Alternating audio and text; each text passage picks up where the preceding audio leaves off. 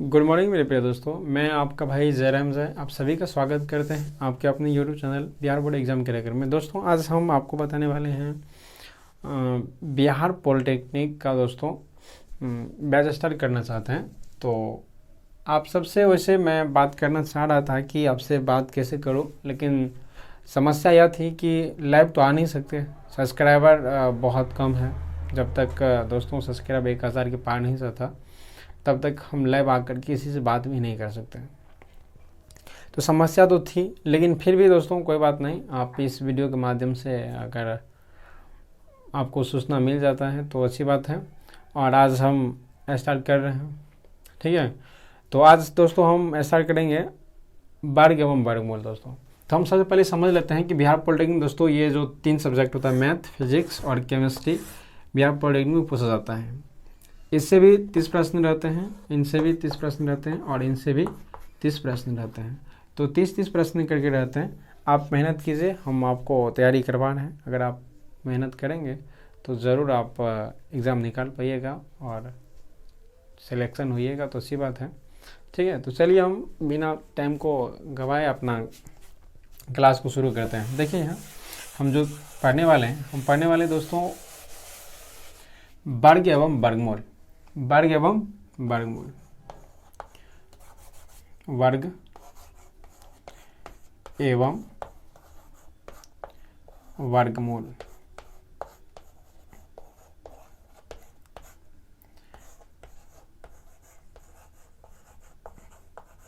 Square and square root. तो दोस्तों हम सबसे पहले देखेंगे कि स्क्वायर क्या होता है, यानी वर्ग क्या होता है। वर्ग क्या होता है, इनकी परिभाषा को देखें और परिभाषा से पहले एक चीज़ समझे। जैसे हमारे पास एक संख्या है दोस्तों x, और x को हम x से गुना करते हैं तो इनको लिख सकते हैं क्या, एक्स स्क्वायर। तो ये जो दोस्तों पावर 2 है ना, ये हमें दिखाता है कि ये x जो है ना, ये x का पावर 2 यानी ये x का वर्ग है।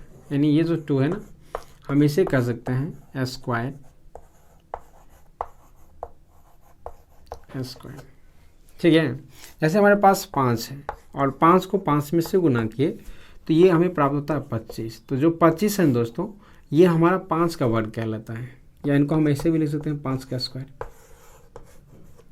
ठीक है। तो इनकी जो हम परिभाषा दे सकते हैं, या दे सकते हैं कि यदि किसी संख्या में उसी संख्या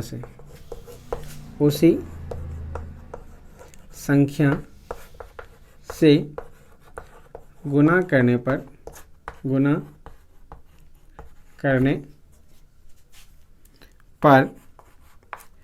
प्राप्त गुणनफल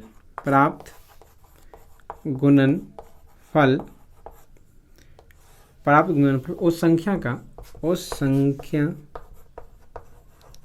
संख्या का वर्ग कहलाता है, वो वर्ग कहलाता है,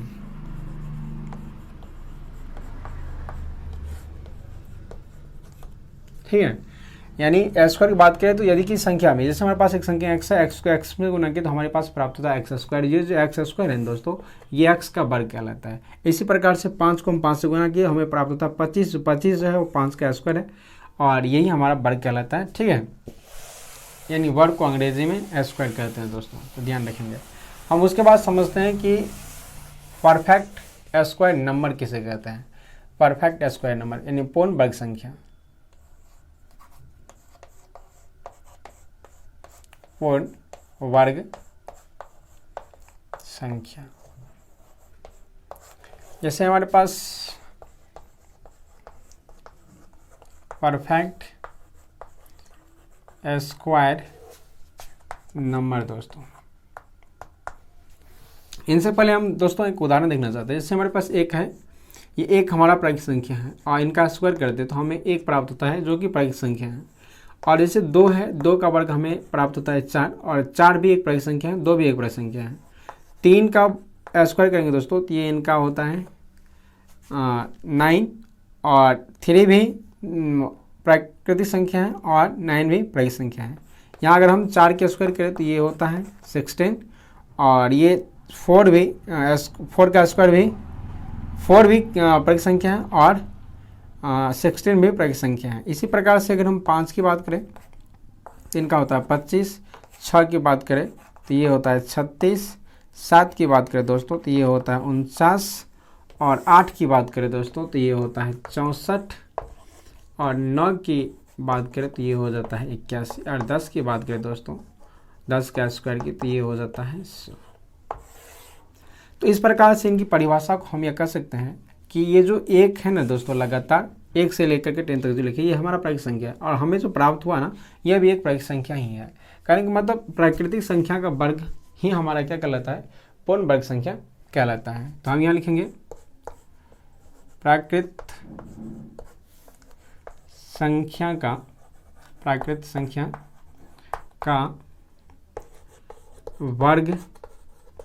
ही पूर्ण वर्ग संख्या कहलाता है। प्राकृतिक संख्या का वर्ग ही पूर्ण वर्ग संख्या कहलाता है। ठीक है, आप इसे याद रखेंगे। ठीक है, हम इनको दोस्तों मिटा रहे हैं। दोस्तों अगर हम इनको सही ढंग से इनको देखें तो हमें कुछ समझ में आता है क्या, तो वह देखिए यहाँ हम नोट करके लिखेंगे कि हम यहाँ लगातार संख्या ले रखे 1 2 3 4 5 6 7 8 9 10, और हमें जो प्राप्त हो रहा है दोस्तों ये 1 आ रहा है और 2 3 नहीं है, इनकी वर्गीय संख्या का अंक जो है, और यह जो है हमारा पास 4 है, फिर 3 नहीं है, 5 है, 6 है, फिर 7 नहीं है, 8 नहीं है, 9 है फिर। तो इस प्रकार से किसी भी वर्ग संख्या, क्योंकि दोस्तों संख्या तो हमें इसी से बनेगा ना, या तो किसी संख्या का इकाई अंक 1 हो सकता है, 1 हो सकता है, 2 हो सकता है, 3 4 5 6 यही सब हो सकता है। तो इसी सब का अगर हम दोबारा फिर वर्ग करेंगे तो हमें तो क्या प्राप्त होगा, इकाई अंक 1 हो सकता है, किसी का 4 हो सकता है, किसी का 9 हो सकता है, 6 हो सकता है, 5 हो सकता है, 9 हो सकता है, इस प्रकार से 4 हो सकता है। तो कहने का मतलब ये कि कोई भी नया जो हमें वर्ग प्राप्त होगा ना, वर्ग संख्या प्राप्त होगा, तो हमें वर्ग संख्या में इकाई अंक जो होगा वह क्या होना चाहिए, 2 3 और 2 3 7 और 8, और एक विषम शून्य नहीं होना चाहिए। अगर ऐसा होता है तो वह पूर्ण वर्ग संख्या नहीं कहलाएगा। ठीक है, यानी संभव नहीं है। तो हम यहाँ आप देख रहे हैं कि हमारे पास जो संख्या होना चाहिए इकाई अंक, पूर्ण वर्ग संख्या के इकाई अंक में 2 3 7 8 नहीं होना चाहिए, बाकी कुछ भी हो सकता है। ठीक है, तो हम यहाँ लिखेंगे नोट करके दोस्तों, लिखिए नोट किसी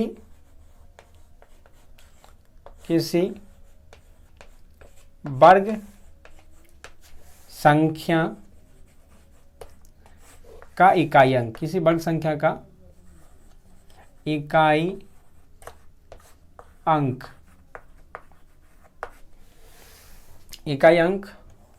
2 3 7 8 और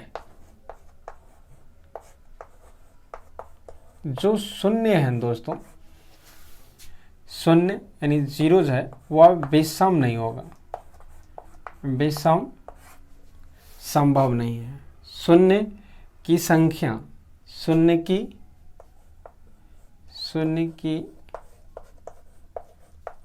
संख्या विषम संभव नहीं है दोस्तों, विषम संभव नहीं है।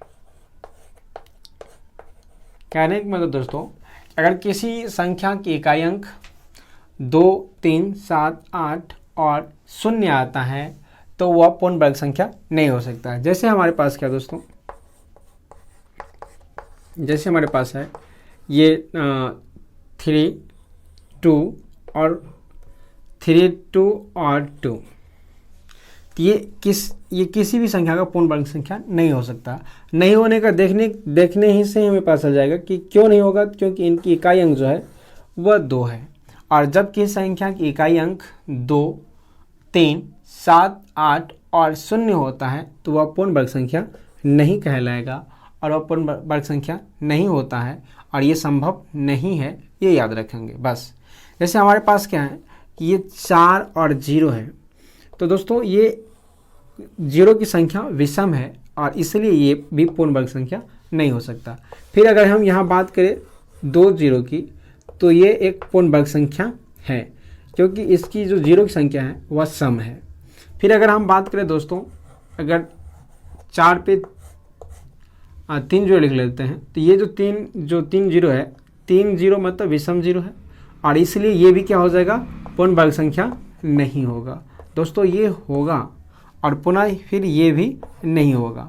तो याद रखेंगे बस ये चीज़ को। अगर यदि किसी संख्या की इकाई अंक 2, 3, 7, 8 और 0 की संख्या विषम हो, ओड नंबर हो, तो वह कभी भी पूर्ण वर्ग संख्या नहीं हो सकता, ये याद रखेंगे। ठीक है दोस्तों, हम देखते हैं कि पूर्ण वर्ग संख्या हमें निकालते कैसे हैं। पूर्ण वर्ग संख्या हमें कैसे बिना गुना किए, जैसे हमारे पास क्या होता है, जैसे हमें जैसे यहाँ मान लेते हैं कि 15 का है, 15 का स्क्वायर, तो अगर याद ना हो कि 225 होता है, 16 का स्क्वायर 256 होता है, 17 का 289 होता है, ये अगर याद नहीं हो तो हम कैसे निकालें। तो दोस्तों कम से कम हमें जो है ना 10 तक याद रखना चाहिए, या हम कह सकते हैं कि इससे आगे भी हमें याद रख लेना चाहिए, कम से कम 20 तक हमें याद रहना चाहिए। इससे क्या होगा कि 20 तक याद रहने के बाद हम बड़ी से बड़ी संख्या का वर्ग भी आसानी से निकाल पाएंगे, और वह भी बिना गुना किए, बिना टाइम गंवाए, 2, 3, 4 सेकेंड में आराम से ज्ञात कर सकते हैं। तो दोस्तों हम चलिए सबसे पहले हम ये याद रखते हैं कि हमारे पास जो 1 का वर्ग होता है ना, वह क्या होता है। 1 का वर्ग 1, 2 का वर्ग 4, 3 का वर्ग 9 और 4 का वर्ग 16, 5 का वर्ग 25, 6 का वर्ग 36, 7 का वर्ग 49 और 8 का वर्ग 64, 9 का वर्ग 81 और ये 10 का वर्ग दोस्तों ये आ जाएगा 100। देखिए बहुत सिंपल से आपको समझ में आ जाएगा, बिल्कुल ध्यान से देखते रहिए, आपको दिक्कत नहीं होगा। जैसे हमारे पास यहाँ तक तो ठीक है दोस्तों। इसके बाद अगर हम चाहे तो 11 का भी याद रख सकते हैं। 11 का दोस्तों होता है 121, 12 का, वैसे 11 का निकाल सकते हैं हम बिना गुणा के, ये आ जाएगा 144 और ये आ जाएगा 13 का वर्ग 169 और ये आ जाएगा 14 का दोस्तों 196 और 15 का आ जाएगा दोस्तों आपको 225, 16 का 256 और ये 17 का आ जाएगा 289, 18 का दोस्तों 324, 19 का दोस्तों ये आ जाएगा आपको 361 और ये 20 का आ जाएगा आपको कितना, पूरे 400। इतना आप याद करें तो ज़्यादा बेटर रहेगा। ठीक है, बाकी आप इतना तो याद जरूर कीजिए 10 तक। तो दोस्तों इसमें हम 2 तरीका से देखेंगे। एक वह संख्या जिनकी इकाई अंक 1 से लेकर के 9 तक हो लेकिन 5 नहीं हो, और एक वह संख्या जिसकी इकाई अंक 5 हो, सिर्फ 5 हो। इस कंडीशन में हमें 2 तरीका से हमें समझना होगा, 2 चीज़ ध्यान में रखना होगा। क्या, हम पहले देखते हैं दोस्तों कि जो अगर किसी संख्या की इकाई अंक 5 हो तो उनकी वर्ग संख्या हम कैसे ज्ञात करते हैं, और वह भी 2-3 सेकेंड में। आप यकीन नहीं करेंगे इतना आसान से और इतना तेज़ी से कैसे ज्ञात कर लेते हैं। आप कैलकुलेटर पे, मोबाइल पे गुना करके देख लीजिए, आपको एक्यूरेट सही मिलेगा, कोई गलती नहीं होगी। ठीक है, और आप आसानी से भी सीख पाएंगे। जैसे हमारे पास क्या है कि हम लिखते हैं यदि किसी संख्या की इकाई अंक 5 हो, यदि लिख लेते दोस्तों, यदि किसी संख्या की इकाई अंक, यदि किसी संख्या का इकाई अंक, संख्या का इकाई अंक 5 हो तो उस संख्या का वर्ग बिना गुणा किए, वर्ग बिना गुणा किए दोस्तों ज्ञात करें। जैसे हमारे पास क्या है, 5 तो हम जानते हैं, हमें इसे याद रखेंगे 25, और उसके बाद हमें 15 का निकालना है, और उसके बाद हमें निकालना है 25 का, उसके बाद हमें देखना है 35 का, उसके बाद हमें देखना है 45 का, उसके बाद हमें देखना है 55 का, उसके बाद हमें देखना है 65 का। तो दोस्तों ये कैसे होगा, अगर हम यहाँ एक लाइन में बात करें दोस्तों, आप चौंक जाएंगे कि हम इनको कैसे लिख पा रहे हैं।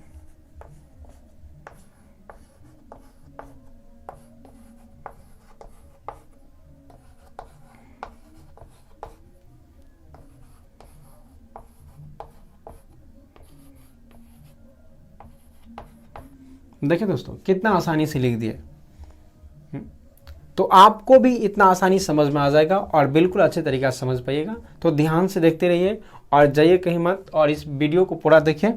यकीन के साथ कहते हैं आप ज़रूर सीख जाइएगा बिना गुणा किए और आसानी से वर्ग निकालने के लिए। ये आवश्यक है दोस्तों, आप जब कंपटीशन की तैयारी कर रहे होते हैं तो ये आपको बहुत आवश्यक है, या आप गुना भागा करना चाहते हैं थोड़ा फास्ट में, तो ये आपको याद होना चाहिए। दोस्तों इनको मिटा देते हैं, आप इसे लिख लीजिए ऊपर में, उसके बाद हम आपको बताते हैं। जैसे दोस्तों हमारे पास यहाँ एक संख्या है 1 और 5 यानी 15 है। तो हम इनको कैसे, इनकी वर्ग की बात करें दोस्तों, अगर हम इनकी वर्ग की बात करें तो हम इनको कैसे लिख सकते हैं, और हम वैसे इनका जानते हैं कितना होता है दोस्तों, 225 होता है। तो हम इनको अभी भूल जाते हैं, हम ये समझते हैं कि ये 225 आया कैसे, होगा कैसे, बिना, अगर हम भूल जाते हैं 225 होता है तो हम कैसे करेंगे। तो दोस्तों इनकी इकाई अंक कितना है, 5 है, और दहाई अंक 1 है। तो दोस्तों हम इन संख्या की, जिस संख्या की इकाई अंक 5 होता है, उनका जो वर्ग संख्या निकालते हैं ना, वो हम क्या करते हैं कि इकाई अंक का स्क्वायर लिख करके लिख देते हैं। इकाई अंक स्क्वायर यानी 5 है तो 5 का 25, और जो हमारा दहाई अंक है ना दोस्तों, उनसे एक संख्या बढ़ा करके उसमें गुना कर देते हैं। कहने का मतलब क्या कि ये जो हमारा इकाई अंक है ना, दहाई अंक है, दहाई 1 है और 1 से बड़ा संख्या 2 है, तो 1 में हम 2 से गुना कर देंगे, और जब ऐसा करते तो हमें प्राप्त होता 2, तो ये आ जाएगा 2 यानी 225। ठीक है, चलिए आपको अगर समझने में दिक्कत हुआ होगा तो हम दूसरा फिर देख लेते हैं। जैसे हमारे पास 2 और 5 है यानी 25 का हम वर्ग देख रहे हैं। तो 25 का वर्ग हमें पता है 625 होता है, ठीक है। लेकिन हम इनको कैसे देखेंगे, ट्रिक के माध्यम से। हम क्या बोले दोस्तों कि इकाई अंक जो है ना, इनका हमें वर्ग करना है और लिख देना है। इकाई अंक 5 है तो 5 का कितना हो जाता है 25, और जो दहाई अंक है ना दोस्तों 2 है, और 2 से बड़ा संख्या क्या है 3 है, तो 2 और 3 को गुना करेंगे और ये आ जाएगा 3 दूना 6, और ये आ जाएगा 625 यानी 6 को हम यहाँ लिख देना है। ठीक है, पुनः फिर देखते हैं दोस्तों, ये आता है 35 का स्क्वायर। इनको कैसे लिखेंगे, आप फिर वही करेंगे, इनकी इकाई अंक का स्क्वायर करेंगे, और इकाई अंक 5 है तो 5 का स्क्वायर 25, और पुनः फिर देखेंगे दहाई अंक 3 है तो 3 से एक बड़ा संख्या क्या हो जाएगा 4, और 4 और 3 को गुना करेंगे, 4 तिया 12, और ये लिख देंगे 1225। तो कितना आसानी से हो जा रहा है। आप भी अब एक बड़ा संख्या लेते हैं 95। तो देखिए 95 का हम वर्ग कर रहे हैं। 95 का वर्ग करने के लिए हमें क्या करना पड़ेगा, 5 का कितना होता है दोस्तों 25, और 9 से बड़ा संख्या 10 है, तो 10 में और 9 गुना करेंगे 10 में 90, और ये आ जाएगा 90 और 25। बहुत सिंपल है दोस्तों, आप भी इसको बना सकते हो। ठीक है, तो प्रयास कीजिए और ये आसानी से बन जाएगा। ठीक है, चलिए अब हम देखते हैं, आगे समझते हैं कि जिस संख्या की इकाई अंक 5 नहीं हो तो उनको कैसे करेंगे। आशा करते हैं दोस्तों आप इनको समझ गए होंगे तो आपको 1-2 देते हैं, आप बनाइए। ठीक है, जैसे हमारे पास 85 है और 75 है, इनका वर्ग कीजिए, और उसके बाद 65 है, इनका वर्ग करके देखिए। ठीक है, आप इनका वर्ग कीजिए अभी। ठीक, इनका हम आशा करते हैं आप कर लीजिएगा। ठीक है, तो चलिए देखते हैं। अब देखते हैं यदि किसी संख्या की इकाई अंक 5 नहीं हो, 5 नहीं मतलब कुछ भी हो सकता है, जैसे यहाँ हम लिख सकते हैं 36, ठीक है, इसकी इकाई अंक 6 है, यहाँ लिख सकते हैं 38, इनका इकाई अंक 8 है, ठीक है, और ये आ जाएगा 52, इकाई अंक 2 है, और ये आ जाएगा दोस्तों 44, और इसका इकाई अंक भी 4 है। तो इनको समझने से पहले हम ये समझते हैं कि करने क्या वाले हैं। इसमें जो है दोस्तों, इनका इकाई अंक जो है ना, उनका स्क्वायर करेंगे, इकाई अंक का वर्ग करेंगे, ठीक है, और सेकेंड में दोस्तों दहाई और इकाई को दोनों गुना करेंगे, दहाई और गुना इकाई, सेकेंड स्टेप में करेंगे, और उसमें भी दोस्तों 2 से गुना कर देंगे, उसमें भी हम कितना से गुना करेंगे, यहाँ लिख देते हैं, उसमें भी 2 से गुना करेंगे। फिर तीसरा स्टेप हम क्या करेंगे, तीसरा स्टेप करेंगे कि इनका जो दहाई अंक होगा ना, उनका स्क्वायर करेंगे, दहाई अंक का स्क्वायर, और इनमें जो शेष बचा हुआ इनमें जोड़ करके हम लिख देंगे, ठीक है। तो देखिए आप इसे ध्यान रखिए, और यहाँ हम फिर एक बना रहे हैं, अब देखिए कैसे बन जाता है। जैसे हमारे पास यहाँ एक संख्या लिखी थी दोस्तों 3 और 6, हमने आपको यहाँ लिख रखे हैं कि पहले जो करना है वह इकाई अंक का स्क्वायर करना है। दोस्तों यहाँ इकाई अंक यहाँ 6 है, और 6 का होता है 36, और 36 की जगह पे हम सिर्फ 6 रखेंगे, और हाथ में हम 3 हासिल रखेंगे, और पुनः फिर क्या करेंगे, दूसरा स्टेप कि दहाई और इकाई दोनों गुना करना है, मतलब 3 और 6 को गुना करना है, तो 6 18 हो जाएगा, उसमें भी हम 2 से गुना करेंगे, तो 6 18 दूना 36 हो जाएगा। 36 में हम यहाँ 3 बच गया था, और इनको 3 को जोड़ लेंगे, कितना हो जाएगा 39, हाथ में अभी भी 3 बचा हुआ है।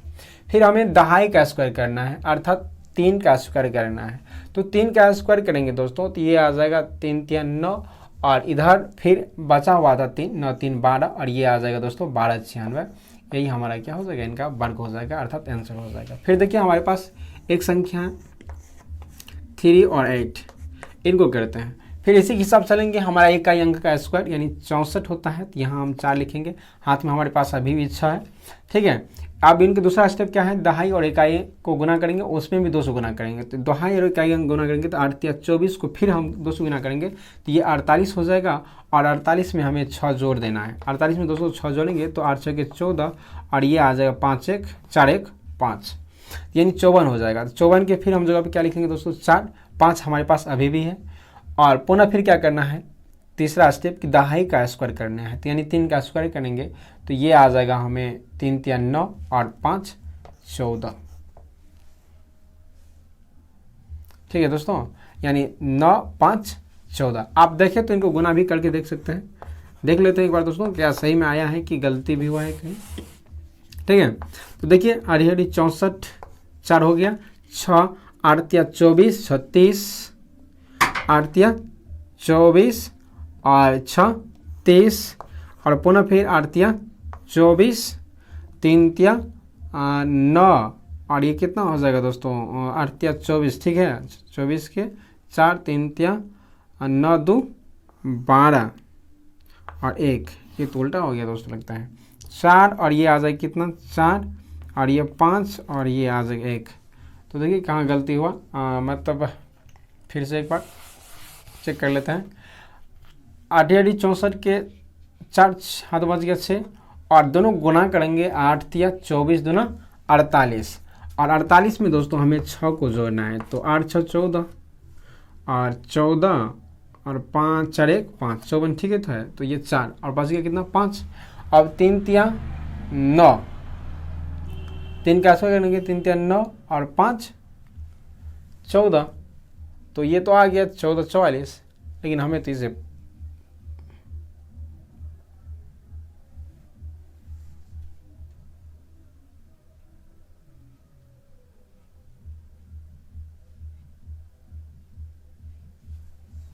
फिर से एक बार देख लेते हैं दोस्तों। 8 64 और 8 24, 24 37, हाथ में 3, और 24 37 हाथ में 3, ठीक है, 8 24, 3 तिया 9 2 11, 3 तिया 9 और 2 11। ठीक है दोस्तों, यही ठीक है। और हम परेशान हो रहे थे, 1444 ही होता है। ठीक है, देखें मतलब गुना में गलती हो सकता है, लेकिन इसमें बहुत सटीक से आप ध्यान रख सकते हैं। जैसे हमारे पास क्या है, और एक संख्या है 52 ले लेते हैं और इनका वर्ग करके देखते हैं। तो दोस्तों देखिए 52 में हम इसी स्टेप को अपनाएंगे, क्या कि हमारा जो 2 का स्क्वायर होगा 4 होगा, और दोनों गुना करेंगे 5 गुना 10, और 10 को फिर 2 से गुना करेंगे 20, 20 के 0 हाथ में 2 बच गया, 5 का स्क्वायर 25, और ये 2 27, और ये हो जाएगा 27 0 4, और यही क्या हो जाएगा, आंसर हो जाएगा। तो हम आशा करते हैं आप समझ गए होंगे, और समझ गए हैं तो बहुत अच्छी बात है। ठीक है, तो अब इनको मिटा दें।